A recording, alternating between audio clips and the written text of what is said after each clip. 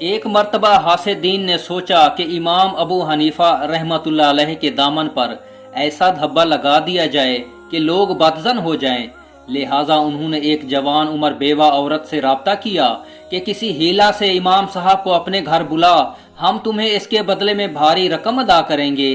عورت بیچاری پھسلتی بھی جلدی ہے اور پھسلاتی بھی جلدی ہے، وہ جھانسے میں آ گئی۔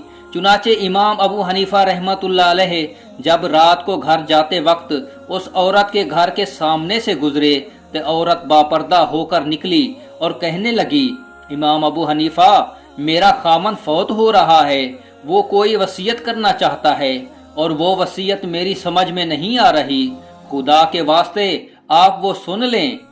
آپ رحمتullah علیہ گھر میں داخل ہوئے، عورت نے دروازہ بند کر دیا، کمروں میں چھپے ہوئے حاسدین باہر آ گئے اور کہنے لگے، ابو حنیفہ، آپ رات کے وقت ایک علیحدہ مکان میں ایک اکیلی نوجوان عورت کے پاس برے ارادے سے آئے ہیں۔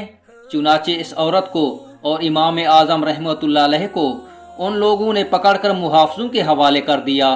حاکم وقت تک بات پہنچی تو اس نے کہا، انہیں فی الحال حوالات میں بند کر دیا جائے، میں صبح کے وقت کارروائی مکمل کروں گا۔ امام اعظم رحمتullah علیہ اور اس عورت کو ایک تاریک کوٹھڑی میں بند کر دیا گیا۔ امام اعظم رحمتullah علیہ باوضو تھے، لہٰذا وہ نوافل پڑھنے میں مشغول ہو گئے۔ جب کافی دیر گزر گئی تو اس عورت کو اپنی غلطی کا احساس ہوا کہ میں نے اتنے پاک دامن شخص پر بہتان لگایا ہے۔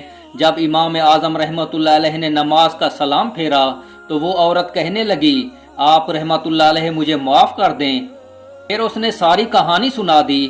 امام اعظم رحمتullah علیہ نے فرمایا کہ اچھا، جو ہونا تھا وہ تو ہو چکا، اب میں تجھے ایک تدبیر بتاتا ہوں تاکہ ہم اس مصیبت سے چھٹکارا حاصل کر سکیں۔ اس نے پوچھا، وہ کیسے؟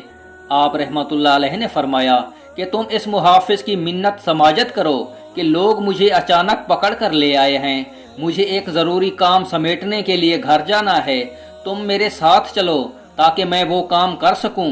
پھر جب وہ پہرے دار مان جائے تو میرے گھر چلی جانا اور میری بیوی کو صورتحال بتا دینا تاکہ وہ تمہارے اسی برقع میں لپٹ کر یہاں میرے پاس آ جائے۔ عورت نے رو دھو کر محافظ کا دل موم کر لیا اور یوں امام صاحب رحمتullah علیہ کی اہلیہ محترمہ حوالات میں ان کے پاس پہنچ گئیں۔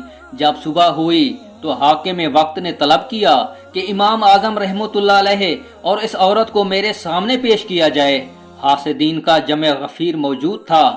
جب پیشی ہوئی تو حاکم نے کہا کہ ابو حنیفہ، تم اتنے بڑے عالم ہو کر بھی کبیرہ گناہ کے مرتکب ہوتے ہو؟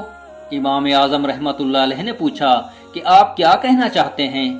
حاکم نے کہا کہ آپ ایک نامحرم عورت کے ساتھ رات کے وقت ایک مکان میں دیکھے گئے ہیں۔